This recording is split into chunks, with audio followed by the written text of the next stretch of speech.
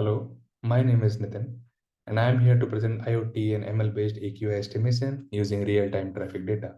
With me on this paper are Jayati Narang, IU Parmar, and Sachin Chaudhary. We are from Signal Processing and Communication Research Center, IIIT Hyderabad, India. Okay, so this flow of the presentation is as follows. We'll start with the motivation, then we'll talk about the contribution and the whole IoT network setup, the dataset collection part, and the proposed method. After that, we'll talk about the experimental results and finally conclusion. Okay, so let's start with motivation. Okay, so air quality data from scientific grade devices are accurate, but has the limitation of scalability because these devices are costly, bulky, and difficult to maintain. On the other hand, there are low cost sensors, but they have low accuracy and they need calibration from season to season.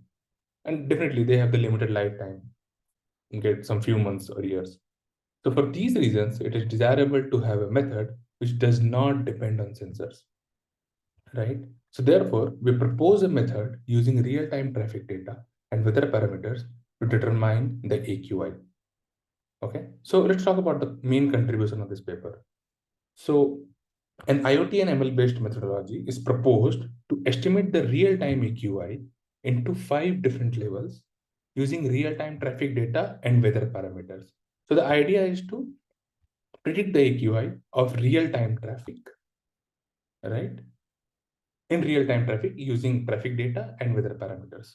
Okay, so what we have done is that we have completely new rich traffic data set that has been collected, which is approximately 210K data points, including traffic information, such as the mobility rate of the traffic, the weather information, temperature and humidity, and co-located ground truth PM values. Okay, so the dataset contains sample across 15 different locations in Hyderabad that we placed from January 2022 to May 2022. And then we are proposing an ML algorithm, which is used to estimate the AQI level, which enables the whole pipeline to be fast and real time with such a minimal processing. Okay. The proposed method achieved an overall accuracy of 82.6% with an F1 score of 83.67%. We also saw the result of the individual traffic locations to better understand the scenario. Okay, so let's start with the whole IoT network setup. So this is a block diagram and a circuit architecture of one PM monitoring node. Okay, so this has a PTGOT called ESP32 microcontroller, right? We have a SDS011 sensor, which is used for PM2.5 and PM10 measurement only for data collection purposes, right? We have SST21 for temperature and humidity measurement, right? And finally, the controller reads the data periodically in a frequency of 30 seconds from all these sensors and send to a cloud called ThinkSpeak via MQTT algorithm and stores the data. So what we have now, we have one PM monitoring node, right? Which sends all the data, PM2.5, PM10, temperature and humidity, and sends to a cloud. Okay. So now, so we have what we have done is that we have taken these nodes and placed on the main roads and junction of Hyderabad, India, right? So this figure shows the location of the nodes and the traffic status of the roads on an average day. So you can see there are roads which indicating red having its slow traffic, green is having free traffic. There are somewhere red, yellow as well, so it's a sluggish traffic. So these are all kind of traffic scenarios. Okay, these locations are used to collect the real-time traffic data as well as sensor data using the nodes. Okay, these locations mainly contain major city roads, as I said, and include a mixture of heavy and light traffic. Okay, so the total distance covered from node 1 to node 14, you say, is approximately 15 kilometers, having an area of 6 kilometers square. Okay, so let's come to the data collection part. So we, using the PM monitoring node that we just discussed, we collected a data set with the help of a digital map service providers. Okay, so how do you do that? So we'll come to that, what the structure data set. The data set has a 5-dimensional feature vector, for each point and how it is being collected. We have traffic mobility rate, we have NDVI, normalized difference vegetation index, humidity from the PM node, temperature from the PM node, and time of the day, which is categorized as morning, afternoon, and evening. And we can concatenate all the features, right? So you get a data set of M cross 5, where M is the number of samples present in the data set, right? So I'll come and explain traffic mobility rate and NDVI data, okay? So, and yeah, again, we have PM 2.5 and PM 10. So an M cross 1 sized vector Y containing the corresponding label for the each sample is also collected, right? So again, we have PM 2.5 and PM 10 values. We are getting the AQI category from there. Okay. So let's talk about what is traffic mobility rate that we just talked about. Okay. So what is traffic? Traffic on the road is defined as the rate of mobility of the vehicles, right? And high traffic refers to the slow mobility rate and vice versa. So what we have done is that we have used an API from here maps to collect the location aware features such as the traffic and weather information in real time. Okay. So for a given location, latitude and longitude, with a desired radius, here maps API returns a list of roadways and their traffic information in real time. Okay. One of the main things that here maps API provides is the mobility score of a given road, also known as the jamming factor. What is jamming factor? It is a real number between 1 to 10 and categorized as follows. So the jamming factor is between 0 to 4 for a given road. That means it's a free traffic flow.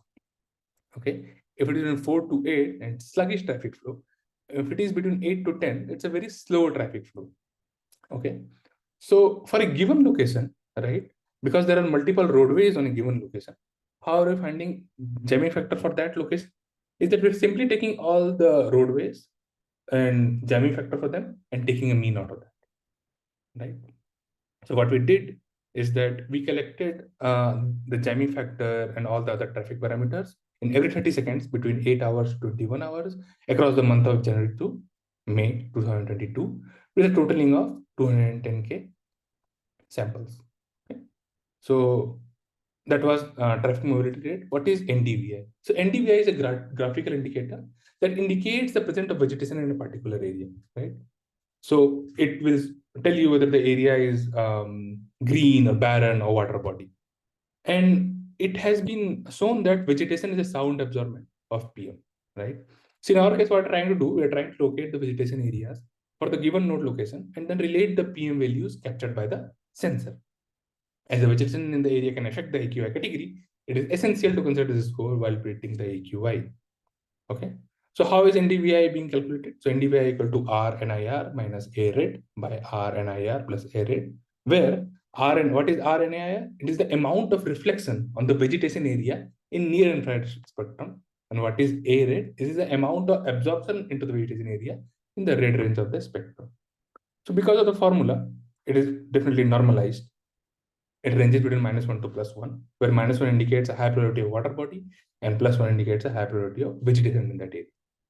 Right. So what we have done is that we have taken the NDVI values of all the 15 locations, right, where we provide the PM monitoring node, and we collected the NDVI score each month because the vegetation change is very slow, right? So now what we did is that we categorize the AQI. Like I said before, we have PM 2.5 and PM 10, and then we took PM 2.5, PM 10, and then converted it to a AQI level according to the Central Pollution Control Board India, and converted into 5 classes. So if the AQI is from 0 to 50, it's good. It is 51 to 100 satisfactory, 101 to 200 moderate, 201 to 300 poor, and greater than 300 it's severe. Okay. So now we have created the data set. What are the methods that we proposed? Okay. So this diagram shows the whole pipeline, right? So we have the nodes deployed, right? We are using the hair maps API to get the traffic mobility rate. We have our sensor to get temperature and humidity. We always has time. And with using location, we can get the NDVI score. And this generates a 5x1 feature vector. And for each sample, we have this 5x1 feature vector, right? Getting the dataset metrics. So now this comes down to again, supervised learning problem, right? Where we have the feature vector for any sample and the corresponding AQI level. we are doing a pre-processing and passing into ML model to categorize between these 5 AQI level: good, moderate, satisfactory, poor, and severe. Okay. So we'll talk about data pre-processing, the training part of the ML model, and then how do we perform the detection. Okay. So the method proposed, we talk about data pre-processing. So first, we applied the standard normalization on the dataset M to achieve zero mean and unit standard deviation. Why? This step ensures that the samples and dataset follow a similar data distribution and helps convert faster while training the model. And next, what we did, we applied a min-max scaler to the dataset after applying standard normalization, transforming all the values to a range of 0 to 1. This step ensures that all the features of the dataset are in the same range, avoiding any kind of bias in the model. All right. So we can formalize the whole step. First, we are applying standard normalization simply by finding out the mean, by subtracting by the mean and dividing by the standard deviation. Again, on that data set, we applied the mean max scaling preprocessing. Okay. So now the data is preprocessed. Now the training part. Simply, we took the data set M dash and we have the corresponding label vector Y. Right. So the dataset features contain both kind of values. Right? It has continuous values, it has discrete values, and the values are well normalized, right? And a similar range. So due to these factors, we chose ML models that best to the dataset. We experimented with 3 different ML models: random forest, support vector machine, and multi-layer perceptron. For random forest, the number of descent is set to 200, with the split guidance set to entropy. We also applied some tree pruning mechanisms that are used to avoid overfitting. SVM, so we set the version parameter set to 8 with RBF kernel. And for MLP, we used 5 in layers with ReLU activation function. Right? And we choose the best performing model after hyperparameter tuning, because each model's output was set to 5 class, depicting the respective AQI categories. Right? Again, we are using the K-fold cross-validation technique with 10 folds to increase the generalization ability of the model. And the ML model was trained and validated each fold separately. Right? And we chose 4 different evaluation metric for our trained ML model. We used accuracy, precision, recall, and F1 score. And during the validation part, for each of the mean of each of the metric was taken across all 10 folds. Okay. So let's talk about the detection part. So training part is done. Now the detection part, this part is important. So to rate the AQI for a given traffic location, think about it. We are not using sensors anymore. First, using the location, we are getting the traffic mobility rate using the hair maps API. We are getting the NDVI score using the location, right? And we are getting the humidity and temperature from any weather station, right? And of the location, and we are taking obviously the time, making a feature vector of size 5x1. The feature vector was preprocessed using standard normalization, min-max scaler. And after this, the trained model was used to predict the AQI category into the 5 classes. So no sensors were used when predicting the AQI, right? So we saw the experimental results. So we saw that. So this is the importance of each of the feature that we found out using PCA. So it shows that the traffic mobility rate and NDVI is the most, which is contributing towards predicting the AQI, followed by temperature, humidity, and time of the day. Okay. And so the ML models were trained and validated for the collected dataset on a total of 15 different nodes at different locations. Because all the nodes has different environmental factor, we trained 2 types of ML model, right? We trained the ML model on the overall dataset, and we trained the ML model on the individual nodes on dataset. And definitely, again, each model performance is evaluated on the 4 different metrics: accuracy, precision, recall, and F1 score. And let's talk about first for the overall dataset. The overall dataset we can see here is that we tried RF, MLP, and SVM, having RF having the highest accuracy, precision, recall, and F1. So accuracy we got 82.6%, and F1 score 83.67%. Right. Let's talk about the result of the node-wise location dataset. So you can see, if we see the F1 score as the overall metric, we see it's ranging between 78 to 82, 83, right? In that area, we got the F1 score, which is quite good, right? So what we can observe from here is that when we talk about the individual node dataset, node 6, 8, and 11, they are near high vegetation areas. They're placed where the vegetation is very high, right? And for these nodes, we saw that the AQI level for the most of the data points fell in the first 2 categories, because because of the vegetation, the PM was less, right? and mainly between good and satisfactory. Hence, the model task was easier for these nodes and performed better than the rest of the node data. However, on the other hand, for node 1 and 3, the traffic mobility rate is high as they are placed at road junctions. So the nodes are exactly placed at the junctions where the traffic is high, very high. And the TMR varied from sluggish to slow, resulting to poor to moderate AQI values with some instances of severe as well.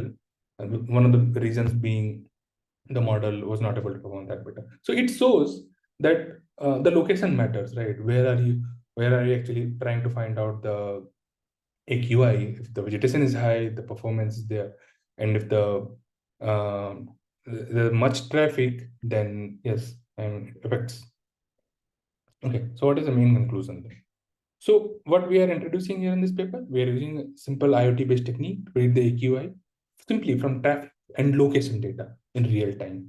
So we have location-based features like traffic mobility rate and DVI score, and sensor-based features like temperature and relative humidity that we used to train the model. Again, the time detection, we simply used here maps API to get traffic mobility rate, then DVI score, and temperature and humidity to detect. Right? We're having a data set. We collected a data set around 210K samples that contain traffic and other information. Right? And the experimental results show that we have a score of 83.61% for the overall data set, while experiments on node-based data set shows the sensitiveness of the location, as I discussed. Right? So it shows that ML model performance on locations having high vegetation index performs better than others, right? Specifically where the vegetation is low and traffic is peak. Okay, thank you for your time.